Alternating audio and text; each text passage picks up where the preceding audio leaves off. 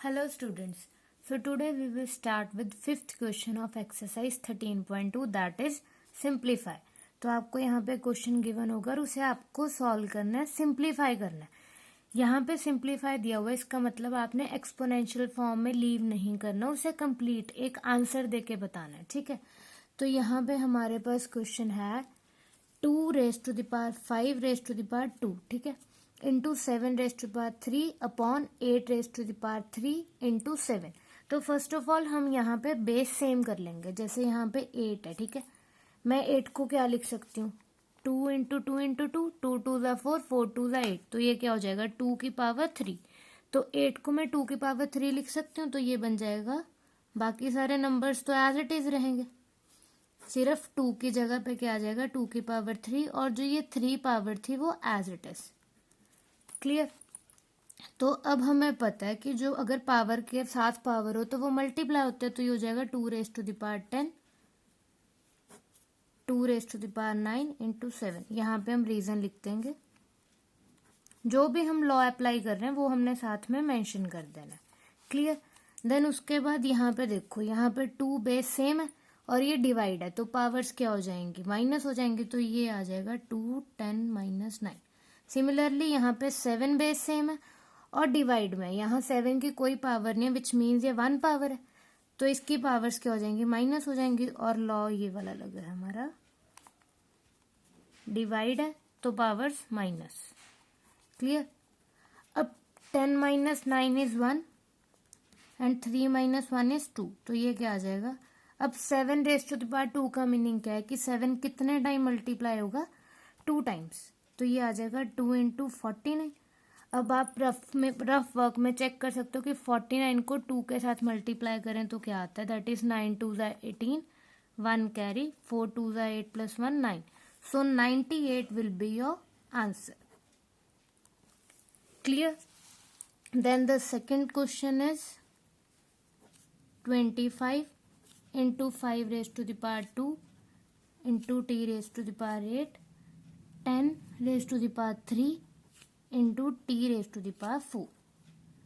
तो सिमिलरली अब यहाँ पे हम इस क्वेश्चन को इजी बनाने के लिए क्या करेंगे, सेम बेस में लेके आएंगे. वो कैसे ला सकते हैं, अब 25 को अगर मैं ब्रेक करूं, यहाँ पे 5 है ना, तो मैं 25 को 5 इंटू 5 लिख सकती हूँ. ठीक है, 2t raise to the power 8. Similarly 10 raise to the power 3 है. अब 10 को हम 2 इंटू 5 लिख सकते हैं ना, तो ये क्या आ जाएगा 2 इंटू 5. अब 10 की पावर 3 है, तो 2 इंटू 5, ये होल की पावर क्या आ जाएगी 3.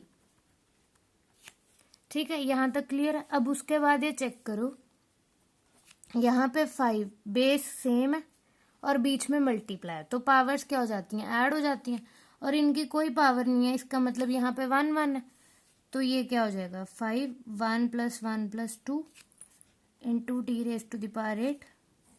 और हमें पता है कि अगर ऐसे 2 नंबर्स की पावर लगी हो तो हम उस नंबर्स को अलग अलग लिख सकते हैं, like 2 power 3 into 5 power 3 into T raise to the power 4. मैंने क्या किया, इस नंबर को अलग लिख लिया, इस नंबर को अलग लिख लिया, और यहाँ पे हम रीजन मेंशन कर देंगे.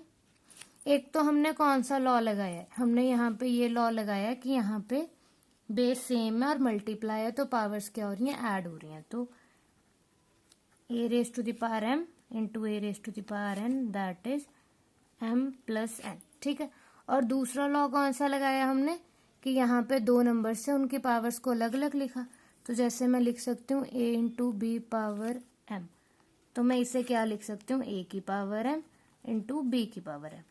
ठीक है, तो मैंने ये 2 लॉ अप्लाई किए इस मेथड.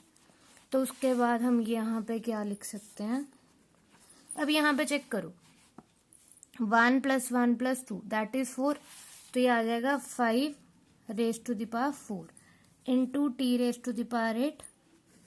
नीचे क्या आ गया था हमारे पास, नीचे आ गया था 2 raise to the power 3 into 5 raise to the power 3 into T raise to the power 4. तो हमारे पास यहाँ तक आ गया था. अब यहाँ पे चेक करो, बेस इज सेम 5 5 और डिवाइड हो रहा है, तो पावर्स क्या हो जाएंगे, माइनस हो जाएंगे, तो 4 माइनस 3. सिमिलरली टी यहाँ पे बेस सेम है और डिवाइड हो रहा है तो पावर क्या हो जाएंगी, माइनस हो जाएंगी। ठीक है, जो ये 2⁻³ है ये यहाँ पे और कोई नहीं पड़ा तो एज इट इज हम छोड़ देते हैं अभी।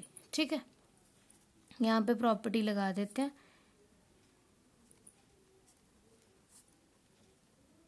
ठीक है, तो 4 - 3 that is 1 and 8 - 4 that is 4। ये आ गया 2⁵। अब अगर तो हमें कहा होता कि एक्सपोनेंशियल फॉर्म में आंसर देना तो ये हमारा आंसर आ जाता, बट उन्होंने सिंप्लीफाई किया तो हम कंप्लीटली सॉल्व करेंगे।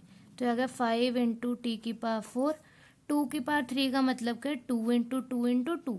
2 को कितने टाइम मल्टीप्लाई करना है हमने, 3 टाइम्स मल्टीप्लाई करना है। तो ये क्या आ जाएगा 5t⁴ अपॉन 2 × 2 = 4, 4 × 2 = 8। तो हमारे पास आंसर क्या आ गया 5/8 t⁴। So this will be your answer. Clear? Then the last question is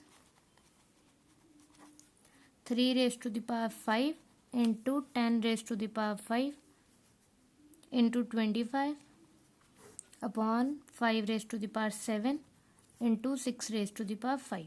अब यहाँ पे चेक करो, काफ़ी डिफरेंट बेस दे दिए है ना, तो उन सबको पहले हम सिमिलर करेंगे। ठीक है, तो यहाँ पे मैं 3⁵5 को एज इट इज रखती हूँ।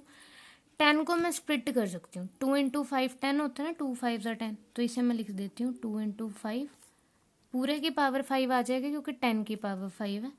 सिमिलरली 25 को भी हम क्या लिख सकते हैं 5 × 5। ठीक है, ये हम ऐसे ब्रेक कर क्यों रहे हैं, क्योंकि हमें लॉस पता है और हम जितना इजी से ब्रेक करेंगे उतना इजीली हम लॉ अप्लाई कर सकते हैं। ठीक है, तो ये आ जाएगा 5�7।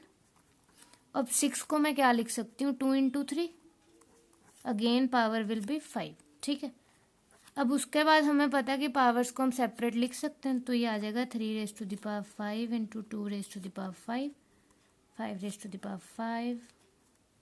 जो भी हमें गिवन है उसे हमने क्लियर वर्ड्स में लिख लिया और हम यहाँ पे साइड पे लिख देंगे कि हमने कौन सा लॉ अप्लाई किया।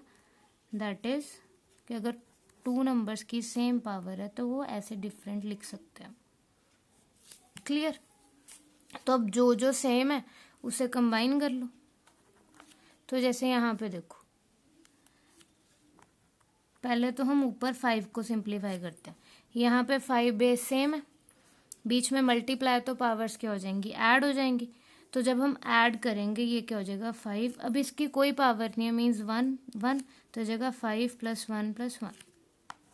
ठीक है, सिमिलरली 5⁵7 2⁵5 into 3⁵5। और यहाँ पे हमने जो लॉ अप्लाई किया है, मल्टीप्लाई में पावर्स ऐड हो जाती हैं तो वो हमने मेंशन कर दिया। क्लियर? सो हमारे पास अब क्या आ जाएगा, so we will write here we were having 3⁵5 into 2⁵5 into 5�7, क्योंकि हमने पावर्स को ऐड किया। Then 5�7 into 2⁵5 into 3⁵5। क्लियर? तो उसके बाद अब जो जो बेस सेम है वो इन्हें साथ साथ लिख लेंगे, जैसे यहाँ पे। अब यहाँ पे चेक करो, ऊपर भी 3⁵5 है, नीचे भी 3⁵5 है, तो ये तो सिंपली कैंसिल आउट ही हो जाएगा क्योंकि powers are same, base are same, और डिवाइड में तो वो कैंसिल आउट हो सकते हैं। अब यहाँ पे 5⁵, सिमिलरली यहाँ पे 5⁵7 और यहाँ पे भी 5⁵7, ये भी कैंसिल आउट हो जाएगा। एंड 2⁵5 2⁵5, दिस विल ऑल्सो भी कैंसिल आउट। तो जब सब कैंसिल हो गए तो ऊपर क्या बचेगा, ओनली 1। सारा कुछ कैंसिल आउट हो गया तो सिंपली 1 आंसर आ गया। सो चेक करो कि अगर आपको लॉज नहीं आते होते और आपको ये क्वेश्चन सिंप्लीफाई करना पड़ता तो ये कितना लेंथी क्वेश्चन हो सकता था। 3 को 5 टाइम मल्टीप्लाई करना, देन 10 को 5 टाइम मल्टीप्लाई करना, इतनी बड़ी कैलकुलेशन करना, और उसमें मिस्टेक होने का चांसेस बहुत ज़्यादा है। तो अगर आपको लॉस पता है तो आप सिंपली इन्हें ब्रेक करके इजीली सॉल्व कर सकते हो। क्लियर? Thank you.